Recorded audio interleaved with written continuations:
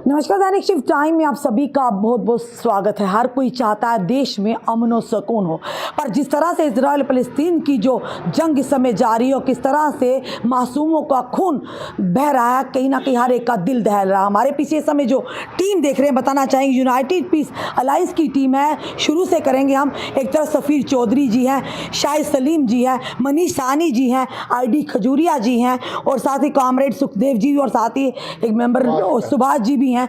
और ये इन्होंने शनिवार को एक पीसफुल यानी कि एक मैसेज देना था सॉलिडेरिटी का, और ये बताना था प्रशासन, सरकार को, देश को पूरे, कि उनके साथ हैं, और साथ ही इस जंग को अल्प विराम लगाया जाए, इसे रोक दिया जाए, इस खूनी खेल को रोक दिया जाए दोनों देश के बीच में, क्योंकि देश के किसी के देश में भी हो ये खून खराबा नहीं होना चाहिए।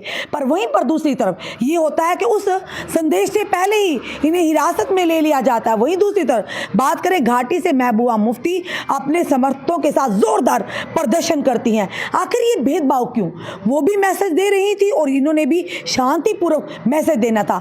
चलिए इस समय इन्हीं मेंबरान से हम बात करते हैं कि इन्होंने आखिर क्या ऐसा कर दिया था कि एडमिनिस्ट्रेशन को परेशानी होगी और इन्हें उससे पहले ही यूनाइटेड पीस अलायंस के मेंबरान को हिरासत में ले लिया। मनीष जी, क्या कहेंगे आप? देखिए, पहले तो कंडेम्ड करता हूं, कड़े शब्दों के अंदर निंदा करता हूं जो यूनाइटेड पीस अलायंस के साथ प्रशासन ने, पुलिस प्रशासन ने इस तरह की कार्रवाई को अंजाम दिया। ये बड़े शांतिपूर्ण तरीके से एक शांति का पैगाम देना चाहते थे, और हिंदुस्तान, हमारा देश जो है शांति के पैगाम के लिए जाना जाता है। हमारे राष्ट्रपिता महात्मा गांधी भी शांति के पुजारी रहे हैं, शांति के प्रतीक रहे हैं। अगर वही ये पैगाम देने के लिए वहाँ बैठना चाहते थे महाराजा हरि सिंह पार्क में, मगर इनको बैठने से पहले ही जो है हिरासत के अंदर ले लिया गया। ये पता नहीं चला कि प्रशासन को क्या दिक्कत हो गई इनके शांति के पैगाम देने से। यानी अगर प्रधानमंत्री जी भी आज वही पैगाम दे रहे हैं, प्रधानमंत्री जी हमारे देश के वहाँ राहत सामग्री यानी वो देश के बीजेपी करे तो नीति, कोई और करे तो अनीति, यानी ये इनको करने की इजाजत नहीं है। मगर बाकी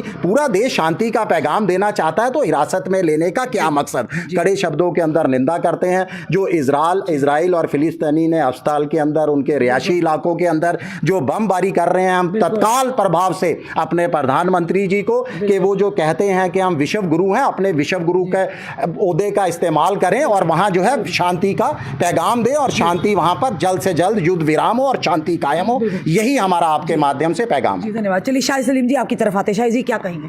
मेरे साथी ने डिटेल में बता दिया है, और भारत की ये खारजा पॉलिसी जो रही है, महात्मा गांधी से लेकर जवाहरलाल नेहरू, इंदिरा गांधी, इवन वाजपेयी साहब की स्पीच वायरल हो रही हैं पिछले दिनों, जो बता रहे हैं कि वहाँ पे अमन करने के लिए इजराइल को फ़लस्तीन की ज़मीन खाली करनी होगी, वगैरह वगैरह सारी बात।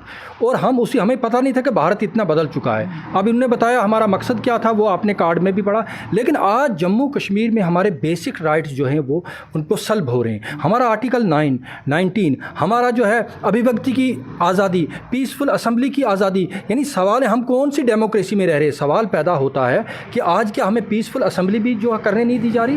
तो ये जम्मू कश्मीर के सारे लोगों को सोचना होगा कि आखिर ऐसा कौन सा जो है ये 5 अगस्त 2019 के बाद यहाँ पे कोई भी आप वॉइस ऑफ डिसेंट, हालांकि ये पीस का एक मार्च था, एक सॉलिडेरिटी थी उन विक्टिम्स के लिए जिनके लिए यहूदी इस वक्त लड़ रहे हैं। वहाँ पे अमेरिका में 300 यहूदी जूस गिरफ्तार हो चुके हैं जो अपनी इजराइल गवर्नमेंट की पॉलिसी के खिलाफ हैं। आप देख रहे हैं सब सोशल मीडिया पे।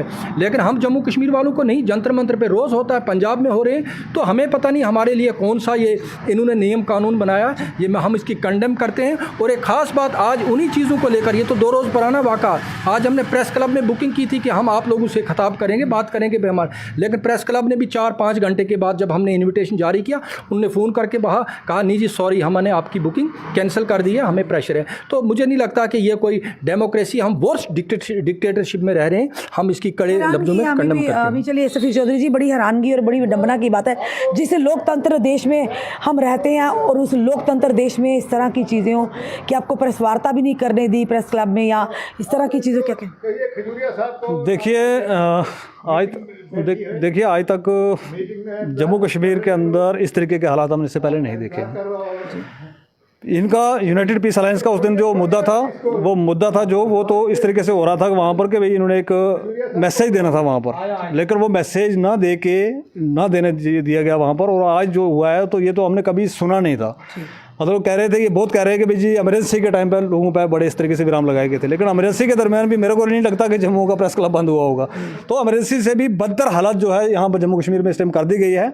मुझे नहीं लगता भाई हमारे एलजी साहब जो हैं वो पता नहीं क्यों नाराज़ हैं। वोट तो उनको नहीं दिए लोगों ने, यूपी वालों ने, नाराज़गी हमारे से वो जता रहे हैं आगे यहाँ पर, हमारे से नाराज़ हैं, पता नहीं क्यों कुछ करने नहीं दिया जा रहा है यहाँ पर।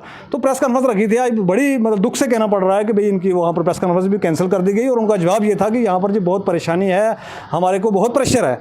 तो मैं समझना चाहता हूँ आपके विश्वास से कि भी किसका प्रेशर है और कितना प्रेशर है और क्यों प्रेशर दिया जा रहा है यहाँ पर। इसका मैसेज देना कोई गलत इसका मैसेज देना, उसमें भी इतना प्रेशर क्यों आ रहा है? या तो फिर हिंदुस्तान की जो पॉलिसी आज तक 75 साल से एक पॉलिसी थी यहाँ पर, हिंदुस्तान एक तरीके से चलता था कि भाई हिंदुस्तान हमेशा कमज़ोर के साथ खड़ा हुआ है और हिंदुस्तान हमेशा उस जगह पे जाके खड़ा हुआ है कि भाई जिस जगह पे ह्यूमैनिटेरियन तरीके से कोई गलत हो रहा है। तो यहाँ पर ये पॉलिसी चेंज कर दी गई है, हमारे पॉलिसी मेकर्स चेंज हो गए हैं कि भाई हम उसके साथ गरीब मजलूम के साथ नहीं है, हम उसके साथ हैं जो डिक्टेटर है। वहाँ पर डिक्टेटरशिप इस टाइम की जा रही है और वहाँ पर गोले बरसाए जा रहे हैं, बम बरसाए जा रहे हैं हॉस्पिटल के ऊपर। आप जानते हैं कि जंग के भी कुछ असूल हैं, जंग भी एक असूल से लड़ी जाती है। जंग के अंदर भी आप किसी निहत्थे को नहीं मार सकते, आप हॉस्पिटल पे बम्बारमेंट नहीं कर सकते, लेकिन वहाँ पर खुलेआम किया जा रहा है। और जो सामने दिख रहा है, पूरी वर्ल्ड, पूरी दुनिया देख रही है कि भाई उन्होंने ये इसलिए किया जा रहा है कि ताकि वहाँ पर जो 20 लाख लोगों को घेर के रखा हो उनको मारा जाए। अब जब वहाँ का इंटरनेट बंद है, वहाँ का पानी बंद है, तो ये तो मतलब एक लाइव तरीके से हम कह सकते हैं हज़रत इमाम हुसैन अलैहिस्सलाम की स्टोरियाँ सुन के हिंदू मुस्लिम सिख ईसाई हिंदुस्तान के हों या किसी भी कंट्री के हों, सब लोग आज भी रोते हैं कि बहुत जी वहाँ पर पानी रोक के और इस तरीके से उनको मारा गया। तो वो आज लाइव दुनिया के अंदर हो रहा है और हम इतनी बड़ी डेमोक्रेटिक सेटअप हमारी इतनी बड़ी कंट्री है हिंदुस्तान की, आज हम चुपचाप बैठे हुए हैं और देख रहे हैं। और आपके विश्वास से हम एलजी साहब से कहना चाहेंगे, जनाब हमारा कोई कसूर नहीं है, हम हाथ जोड़ के आपसे माफ़ी लेना चाहते हैं, हमारा कोई कसूर नहीं है। आपको हराया था यूपी वाले लोगों ने, लेकिन बदला आपने लेना शुरू किया जम्मू के डोगरों से, ये प्लीज़ नहीं करें आप। धन्यवाद। हमने देखा किस तरह से जो कि आज हमने इनकी वार्तालाप अब तक लाई कि किस तरह से जो कि यूनाइटेड पीस अलायंस की तरफ से एक शनिवार को पीसफुल यानी कि मैसेज देना था सॉलिडरिटी विक्टिम्स ऑफ फिलिस्तीन के लिए, पर इन्हें पहले ही एडमिनिस्ट्रेशन की ओर से और पुलिस की ओर से इन्हें हिरासत में लिया गया। पर जिस तरह से इनका यही कहना था कि अगर कश्मीर में भी लोगों को अपनी बात रखने का अधिकार है, सॉलिडरिटी रखने का अधिकार है, तो जम्मू में इनकी संगठन को क्यों मेंबरान को हिरासत में लिया गया। और जल्द से जल्द इन्होंने कहा कि हमारे अपने देश के प्रधानमंत्री से ये निवेदन कर रहे हैं कि जहाँ पर जो जंग पर विराम लगाया जाए ताकि मासूम और बेगुनाह का किस तरह से खून बहाया जाए, उस पर रोक लगी जाए। आपका क्या कहना है? इस वीडियो को देखकर अपने कमेंट अपने सुझाव हमें जरूर दीजिए। इस वीडियो को जितना सके शेयर कीजिए। जुड़िए ऐसे मैं अगले अपडेट की। जय हिंद जवान।